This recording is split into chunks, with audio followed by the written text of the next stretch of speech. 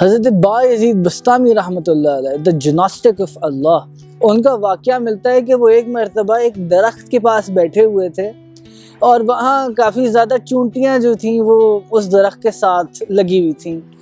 تو آپ جب وہاں سے اٹھے تو آپ تشریف لے گئے. اب کافی آگے جب چلے گئے اس جگہ سے تو انہوں نے دیکھا کہ اس جگہ سے کچھ چونٹیاں جو ہیں وہ ان کا جو بیگ ہے اس کے اوپر لگ گئی ہیں.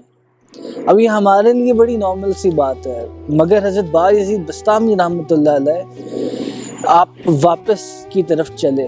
آپ واپس، آپ نے سارا ٹریول فرمایا، آپ نے سفر فرمایا اور آپ واپس اس درخت کے پاس پہنچے تو آپ نے دیکھا کہ وہ چونٹیاں ابھی بھی موجود ہیں وہاں پہ.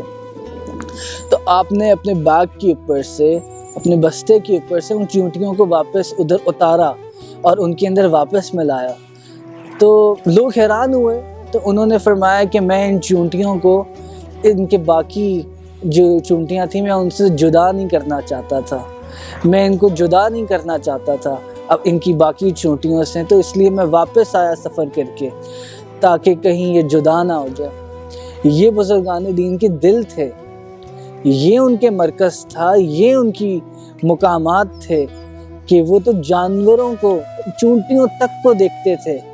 اور ہم ہیں کہ ہم دلوں کو دکھاتے ہیں، ہم بار بار دکھاتے ہیں. تو یہ ہمارا کام نہیں ہے. اللہ تعالیٰ نے ہمیں ان چیزوں کے لیے پیدا نہیں کیا، اللہ تعالیٰ نے ہمیں محبت کے لیے پیدا کیا ہے. یہ محبت کا ہی تو پیغام ہے جو خدا نے ہر جگہ ظاہر فرمایا، حضور علیہ الصلاۃ والسلام کو پیدا فرمایا. اس سب کے پیچھے ہے کیا؟ اس سب کے پیچھے محبت ہے. حضرت ابن العربی رحمۃ اللہ علیہ وہ فرمایا کرتے تھے کہ بھئی میرا راستہ محبت ہے اور میرا مذہب محبت ہے.